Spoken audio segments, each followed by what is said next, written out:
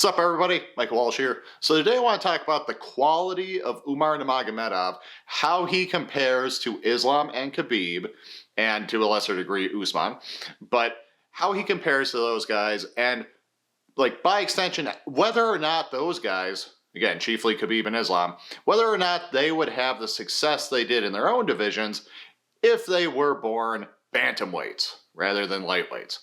So what put me in kind of frame of mind for this topic was I view Umar as a very good fighter. You know, in terms of the eye test, I don't know that he stands out as being meaningfully worse than his peers, than his teammates, even though he hasn't achieved nearly as much as they have. He's never even been a champion, whereas Khabib and Islam are the two greatest lightweight champions of all time, and Islam is now the GOAT. You know, so don't be wrong. Don't get it twisted. The point of this video is not that Umar is like secretly one of the GOATs or something. That's not what I'm saying. Or that Islam and Khabib aren't as great as I've like previously said they were because of any conclusions I'm going to draw in this video. That's not what I'm saying. But I am kind of thinking about how much better they actually are than Umar, because I feel like Umar, in a lot of ways, in the fans' eyes, is sort of the odd man out.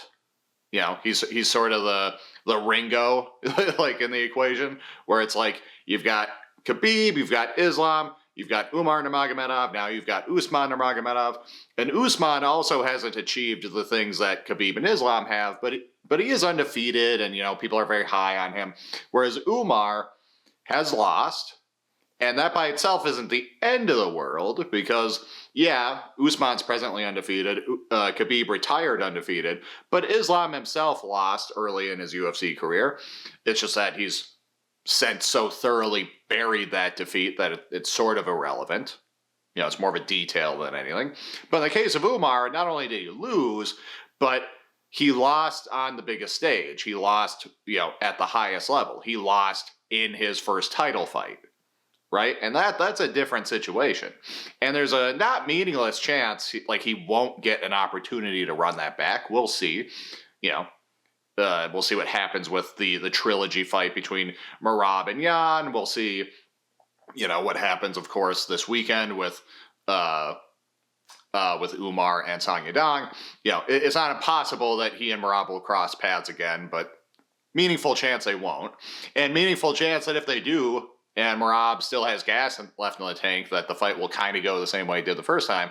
So, you know, that's a lot sort of looming over Umar Nurmagomedov's resume and legacy that isn't looming over certainly Khabib's and not even Islam's with that earlier defeat, right? That earlier defeat is sort of analogous to like Stefan Struve's victory over Stipe Miocic, because for those of you who don't know, Stipe Miocic avenged like his early losses save for one, because he lost on the come up to Junior Dos Santos. Junior was kind of aging out and Stipe was ascending. They had a 5-round main event against each other. It was a war, pretty close, but Junior got the nod. And then they had a rematch for the title because Junior, I think he was just coming off of that win over Ben Rothwell, because Rothwell had put together some terrific wins where he was like submitting Josh Barnett and knocking out Alistair Overeem. Yeah, I mean, shit like that. And Dos Santos main evented against Rothwell and just beat the fuck out of him and just stole all of that hype and momentum. Fair enough. But they had a rematch, did JDS and Stipe knocked him out. You know, so boom, that's one loss erased, or avenged rather. And then his other loss was against Daniel Cormier for the title, where Cormier comes up and knocks him out in a round. But Stipe goes on to win the next two fights, finishing him due to body shots in the rematch and then winning a decision in the trilogy. The only loss he didn't avenge was his very first loss against Stefan Struve, which came even before the JDS loss and before Stipe was like really a serious contender, back when he was just a kind of young undefeated prospect. And yeah, he never got to run that one back, but it was so obvious that like that Stipe, as he got better, would have just beaten the shit out of and knocked out Stefan Struve, that most people didn't care. Okay. Yes, it kept him from having a George St. Pierre type record where Pierre did avenge his only losses, which were 2 against Matt Hughes and Matt Serra. But nevertheless, like, no one took the Struve loss that seriously. I feel like that's how we look at Islam's loss. He never avenged it, but it's like, come on. He so clearly would have that we don't care that much, right? Probably not the case with Umar, right? And even if Umar wins, meaning like even if Umar does rematch Merab and does beat him, Merab is older, right? So, yeah, there's a good chance that's not the version of Merab that beat him, you know? And granted, that applies to other people, right? Like the example I just gave, like Stipe beat Cormier and JDS in rematches, but those guys were both kind of old. Yeah, so you could argue what that means exactly. They were still relevant, right? They were still like either champions or like rightful contenders at the time, but they were older. Yeah. So there's always stuff to debate in these situations, but regardless, as far as like Khabib and Islam, I do wonder like how they would cut it at bantamweight and chiefly against Merab. Now, I've talked many times how it's very difficult to know when an era is actually better than the other if they're separated by enough time. Meaning, you might look at fighters from like 15 years ago and say, oh my God, they look worse than fighters now. But that's not always true because we've got fighters now who succeed at the highest level. People like Dricus du Plessis, people like Justin Gaethje, etc., who look very fucking sloppy, to be blunt, in many ways, and and overcome people who technically appear much better. Like that just is a thing that happens in fighting. And additionally, like you see people in the past doing things right, doing the fundamentals right, not all the time, but often. So it becomes difficult to actually say just by the eye test that this group would beat this group, and that applies to divisions. Right? Like you can look at bantamweight and look at like middleweight, and it's pretty clear that that technically the bantamweights are better, that there's a skill gap in that sense. Does that actually mean if you size them up appropriate to each other that they would win? Like I would think so, but we don't actually know. And again, like we just have fights where worse people, like if it were a given that the bantamweights would just clean house on the middleweights, if that were just like a law of nature, if that were undeniably obvious, then it would be impossible for someone like Dricus du Plessis to ever beat someone like Robert Whittaker, right? Or it'd be impossible for someone like Justin Gaethje to ever beat someone like Ilia Topuria, right? So fighting is a little or has more factors going into it beyond merely like technical and aesthetic prowess. But with that all said, nevertheless, the bantamweight division has kind of always, to me, been the division that best passes the eye test, where you're just kind of looking at the quality of the fighters at the top and thinking, yeah, these are the best fighters in the world. These guys just look better than the people in the other divisions. Just like the guys fighting today look better than the guys who were fighting in 2010 overall. So because of that, like I do question, like how would someone like Khabib or Islam do at bantamweight? Because when Merab was on top, prior to his loss in the rematch with Peter Yan, I was pretty high on Merab's like ability, his ability to beat kind of anyone who would be put in front of him. The idea that this mix of like physical attributes and wrestling skill was pretty much like impossible to overcome for almost any fighter. And you can see why I said that, because just look at the opponents he beat. If you can pretty like convincingly beat Peter Yan, this terrific, just savant of a striker with great wrestling and takedown defense, and it's just a very complete fighter. If you can beat him, if you can beat like one of the best strikers in the sport twice in Corey Sandhagen, or not Corey Sandhagen, but Sean O'Malley, if you can beat, yes, Corey Sandhagen, a guy who is this very crafty all-rounder, this sort of bantamweight version of Ian Gary, if you can do that, and if you can beat Umar Nurmagomedov, one of the Team Eagle main players, this undefeated Dagestani, grappler with good striking, if you can beat all of those people, and in similar ways, and where in each case they just can't deal with what you're bringing to the table. Yeah, I was questioning, could anyone ever beat this guy? Could any fighter who's ever lived, if they were sized up to and down to one another, could any fighter reliably beat Merab, or should he be the favorite? Should he be the favorite against a John Jones, a George St. Pierre, a Khabib, a Mighty Mouse, etc.? Should he be? And now we've seen that Peter Yan, at least in the rematch, and at least against a seemingly still having it and not washed Merab, did have the answer to that question, and we'll see how the trilogy goes. But that's but one man, right? And that's Peter Yan, a guy who a lot of people, not everyone, but a lot of people kind of always had pinged as being one of the best fighters to ever live, right? Again, from a very much an eye test point of view, Peter Yan always looked like he was supposed to be the fucking GOAT. His career just had wonky ways in which it panned out, and maybe it is at last becoming what it was meant to be. Maybe Yan has at last ascended to the throne he deserves and will remain there. That remains to be seen.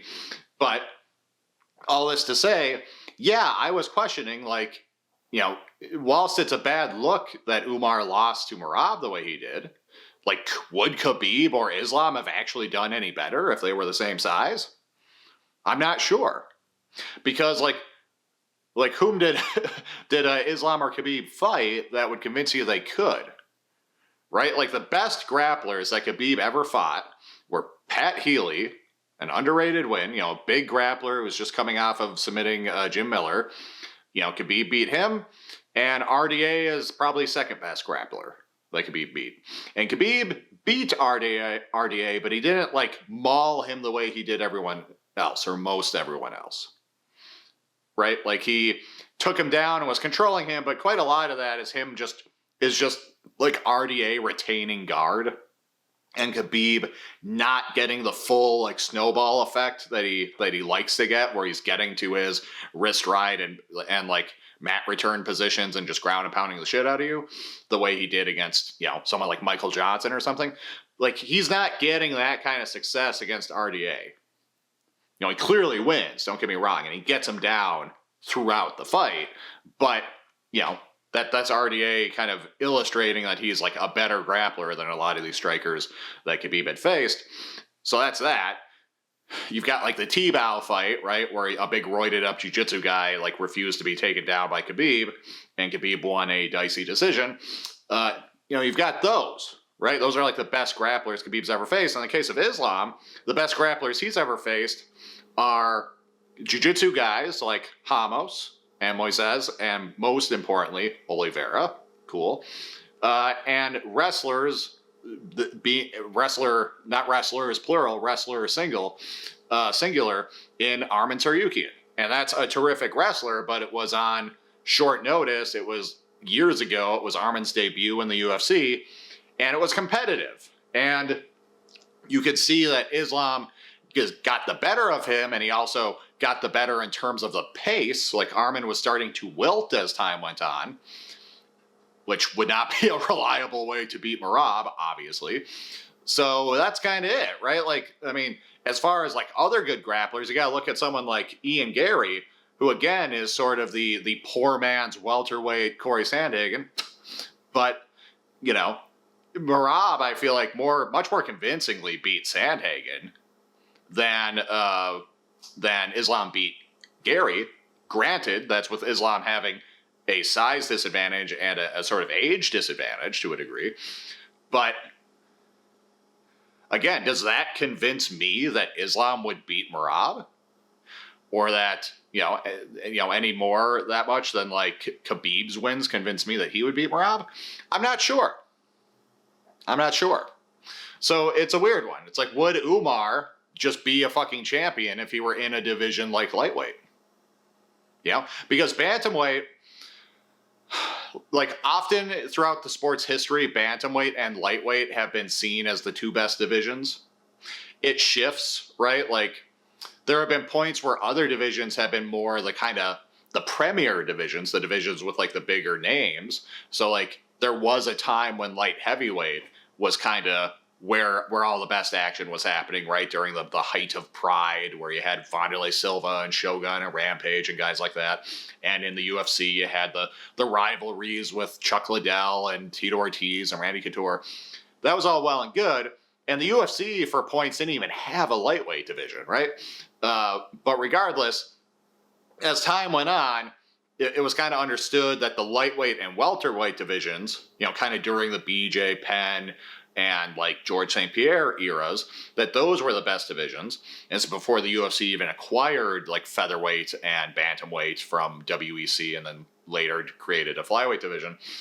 As time went on though, and as like the WEC guys started building up, like it's been largely a consensus amongst MMA analysts that bantamweight and lightweight are the two best divisions.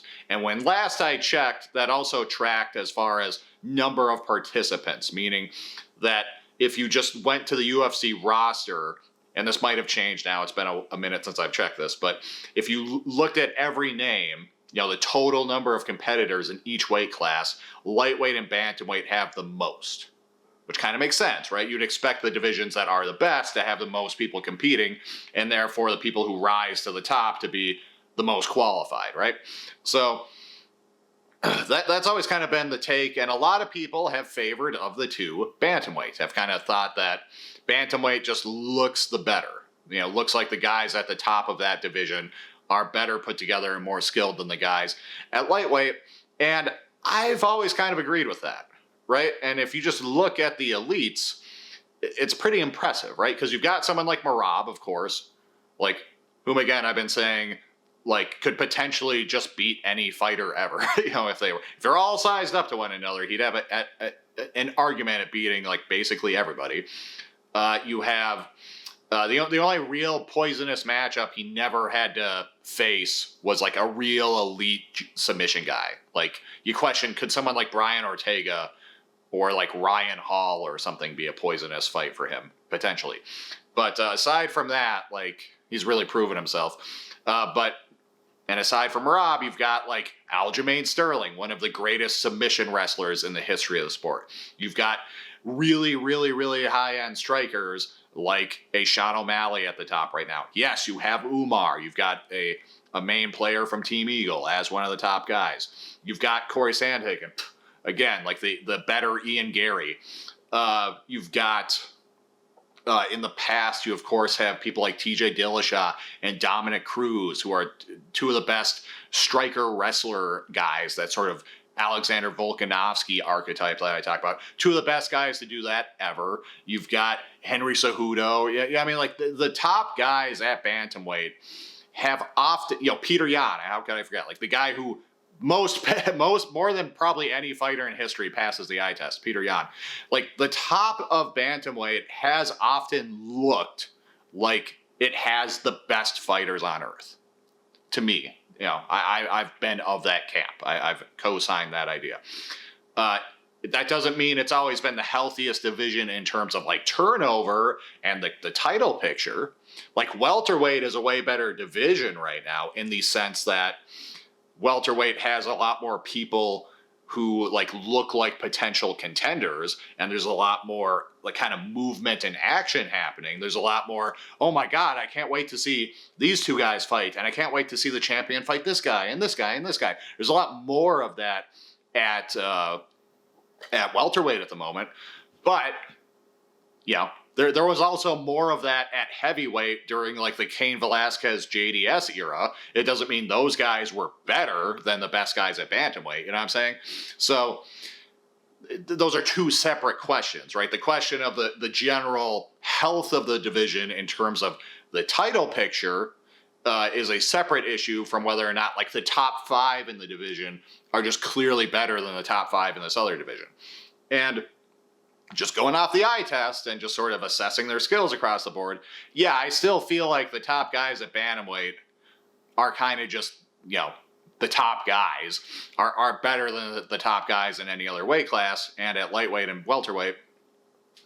And at that point, like, yeah, like, am I convinced that Khabib and Islam would do that much better than like Umar's doing? I'm not sure I'm convinced of that. You know, it's not that there's no reason to think that like Islam is a better fighter than Umar. It's not like there's no reason to think that. And it'd be an interesting like tape study. Like, it'd be fun to do, like, that could be a fun like hypothetical deep dive type of video to do, is just do a really thorough deep study on both guys and sort of speculate which one is better, or like who would win in like a hypothetical like pound for pound fight or something like that. Like, if we sized one of them up and one of them down and they fought at featherweight, who would win? That would be interesting. And I'm not prepared to give you the answer to that, but I'm also not prepared to just say that, yeah, Islam, by virtue of being a greater fighter in terms of achieving things that Umar has never achieved, that by virtue of that, that makes him a better fighter in the sort of pound for pound skill sense, or it means that Islam could beat Merab at bantamweight if Islam were a bantamweight. You know what I'm saying? So, I don't know. It's a weird one. It's sort of like how bantamweight has, like I mentioned, that Merab never fought like a sort of real jiu-jitsu / submission ace, a sort of Ortega, Ryan Hall type. That might be true, but like there haven't really been a lot of submission aces in that weight class, period. There have been a lot of wrestlers and strikers and wrestle strikers and all-rounders. But to me, that might just be illustrative of the fact that it's a really good division, because a submission-first fighter is like, and I've talked about this, go back and watch some of my videos about BJJ in MMA, and like, you know, I've made several videos. If you just type in Michael Walsh MMA BJJ, you'll see videos titled things like, you know, is BJJ obsolete in MMA, or, you know, things to that effect. And I discuss basically BJJ submission grappling first as an archetype, as like your chief skill set, why that's the least viable archetype at like the highest level in MMA, and has been since like the mid 2000s. This might just be illustrative of that, right? Like, the fact that bantamweight at the high end is just like basically never had those kinds of fighters, that might not be an indictment on the division. It might actually be a compliment to the division. See what I'm saying? Like, it might just be the fact that guys at the high level in that division are good enough at everything else that those kinds of fighters aren't successful, right? You know, like someone like Corey Sandhagen or someone like Mario Batista, right? Like, those kinds of guys are maybe not jiu-jitsu aces in the way that Brian Ortega is, but they're very good at jiu-jitsu. They're also very good at wrestling and striking. And they're in a division full of guys who are even better than they are at wrestling and striking. And, you know, like, I wonder if it's just a thing where, like, yeah, Ortega can do what he does at featherweight, or Ryan Hall can do what he does at featherweight, or Walter Walker can do what he does at heavyweight, right? Because the general level of that division is lower. You know, and obviously featherweight's higher than heavyweight, but like, you see my point. Like, if that sort of skill set is a little more broken or a little more viable, a little more poisonous against people in shittier divisions, it may be the case. You see what I'm saying? Like, if everyone's just really good, and if just the average guy who's not even a jiu-jitsu dude, not even a submission fighter, has this like much higher than average level of skill in Brazilian jiu-jitsu, then yeah, being the submission trickster is just not going to work, probably. Like, good luck getting it to work. So those are my thoughts on that. I don't have like firm conclusions. This is more of a sort of throwing the ideas out there sort of video. But yeah, I question, just whether or not it is, you know, it is indeed true, my suspicion and many others, that bantamweight is still just like the best division, especially at the top. That, again, those skills are kind of why you don't see certain archetypes present, chiefly submission guys.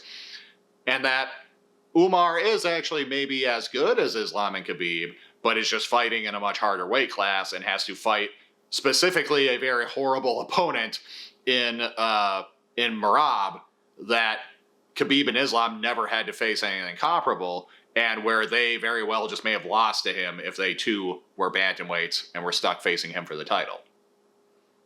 You know what I mean? So those are my thoughts on that. Let me know what you think down below.